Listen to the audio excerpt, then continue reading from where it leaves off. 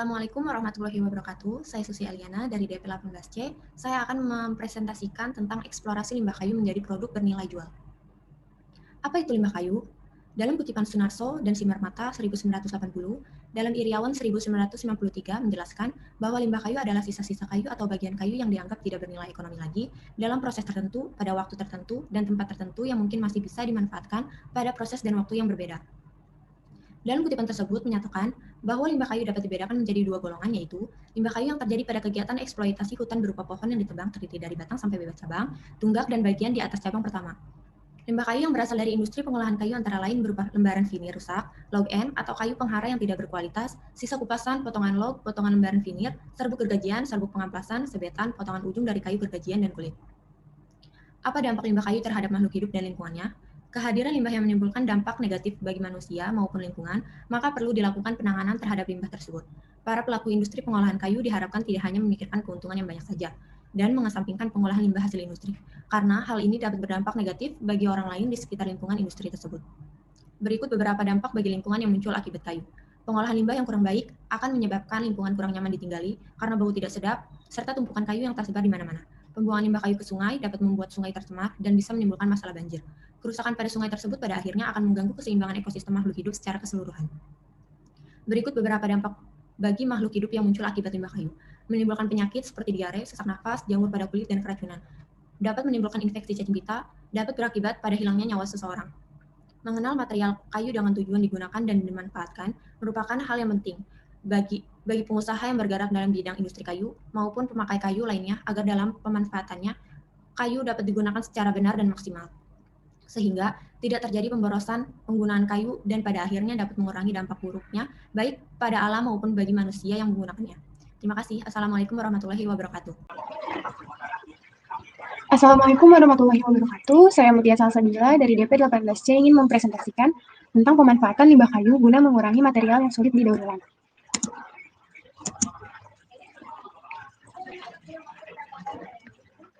Yang akan saya bahas di sini, itu pertama saya akan membahas tentang apa itu aksesori.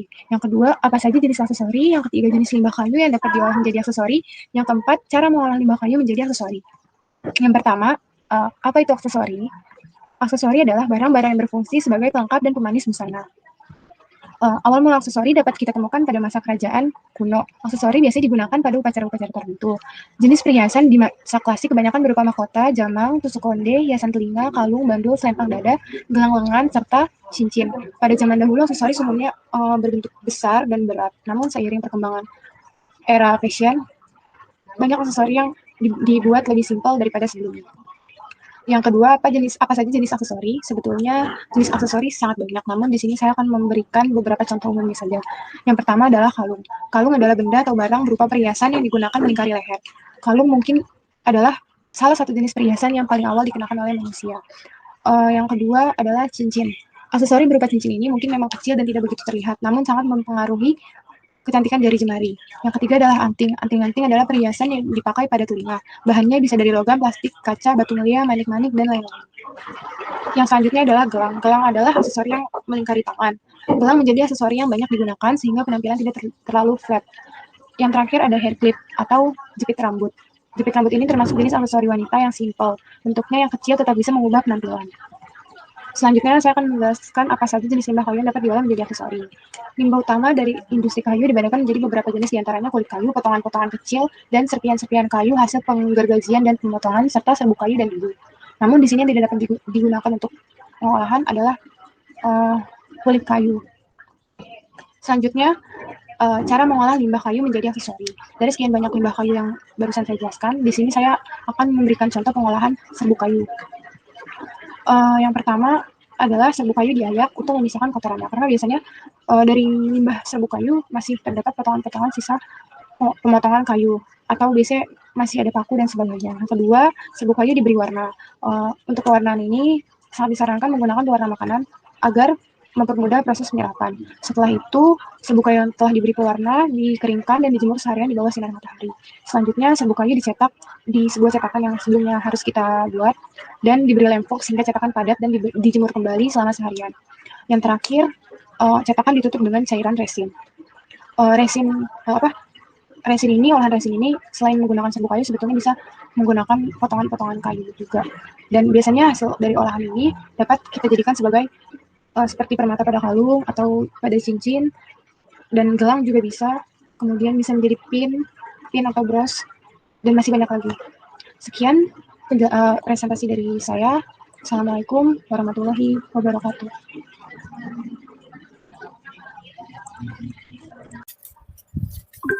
Assalamualaikum warahmatullahi wabarakatuh. Perkenalkan, nama saya Aprilianti Karunisa. Saya mahasiswi desain produk angkatan 2018. Saya akan mempresentasikan tugas ecopreneurship yang berjudul Eksplorasi Limbah Kayu Menjadi Produk yang Bernilai Jual, dengan pembahasan strategi pemasaran dalam meningkatkan insight marketplace produk. What is a marketing strategy? Menurut Philip Kotler, strategi pemasaran adalah cara di mana fungsi pemasaran mengatur kegiatannya untuk mencapai pertumbuhan yang menguntungkan dalam penjualan pada tingkat bauran pemasaran. Pada umumnya, strategi pemasaran merupakan salah satu cara dalam mengenalkan produk kepada konsumen, dan hal ini menjadi penting karena akan berhubungan dengan laba yang akan dicapai oleh suatu perusahaan. Strategi pemasaran akan berguna secara optimal bila didukung oleh perencanaan yang terstruktur baik dalam segi internal maupun eksternal dari perusahaan. Pada zaman modern ini, strategi pemasaran sangatlah penting untuk mengembangkan usaha, mempertahankan usaha maupun meningkatkan keuntungan usaha. Ditambah lagi dengan adanya perekonomian bebas, di mana masyarakat bebas memproduksi dan menjual barang tanpa batas. Dengan demikian, pasar persaingan antara pelaku usaha amatlah sangat ketat. Strategi marketing digunakan untuk meningkatkan efektivitas dalam koordinasi pemasaran atau memberikan pengawasan pada aktivitas pemasaran usaha. Marketplace insight. Naik turun penjualan merupakan hal yang lumrah ditemui dalam dunia bisnis. Akan tetapi bagi seorang entrepreneur, penjualan produk harusnya meningkat setiap hari, bulan, maupun tahun, guna mempertahankan usaha maupun meraih keuntungan usaha. How to improve marketplace insight. Dari sekian banyaknya cara meningkatkan insight pasar, saya memilih 3 cara yang menurut saya paling efektif. Yang pertama adalah sosial media. Sosial media salah satu strategi yang memiliki peran penting dalam meningkatkan insight pasar. Salah satu caranya dengan membuat konten produk yang menarik perhatian para pengguna sosial media. Dengan banyaknya pengguna aktif sosial media tiap harinya, tentu menjadi keuntungan tersendiri bagi para pemilik usaha. Dengan membuat konten untuk produknya, seperti di Instagram, pemilik usaha dapat membuat video atau mengunggah foto produk yang menarik untuk konsumen. Atau saat akan membuat produk baru atau launching produk baru, pemilik usaha dapat mengajak konsumen untuk ikut andil dalam produk terbarunya, seperti apa minat mereka, apa yang mereka inginkan atau butuhkan, atau apa permasalahan yang mereka miliki. Selain Instagram, ada pun TikTok, yaitu membuat video dengan durasi singkat, namun mencakup semua informasi produk. Selain TikTok dan Instagram, ada juga Facebook, WhatsApp, YouTube, dan lainnya. Yang kedua ada influencer atau endorsement. Influencer merupakan strategi pemasaran yang paling efektif, dengan hasil yang didapatkan secara instan, tanpa perlu menunggu waktu lama. Hal tersebut dikarenakan banyaknya jumlah pengikut dan insight sosial media yang dimiliki. Influencer memiliki daya tarik bagi para pengikutnya, sehingga segala produk yang digunakan atau direkomendasikan oleh influencer, pengikut pun akan mengikuti ataupun menggunakannya. Sebagian besar para followers sosial media influencer mengikuti keseharian sang influencer tersebut, seperti pemakaian produk walaupun tidak di-endorse. Jika influencer merekomendasikannya, besar kemungkinan pengikutnya akan membeli produk tersebut. Maka dari itu, influencer merupakan salah satu cara meningkatkan insight market yang efektif. Yang ketiga ada diskon. Potongan harga atau sering disebut sebagai diskon merupakan salah satu strategi pemasaran produk dalam bisnis yang terbukti masih efektif hingga saat ini. Saat menggunakan strategi diskon, ada baiknya juga mencantumkan harga normal barang juga sehingga pelanggan pun menyadari perbedaan harga sebelum diskon dan setelah diskon untuk menarik pembeli. Ada yang sebenarnya konsumen tidak butuhkan barang tersebut, tetapi kenyataannya karena ada label diskon, membuat konsumen juga lupa diri. Dan insight seperti memberi diskon bisa membuat konsumen bertindak konsumtif. Sekian presentasi dari saya. Terima kasih. Assalamualaikum warahmatullahi wabarakatuh. Terima kasih.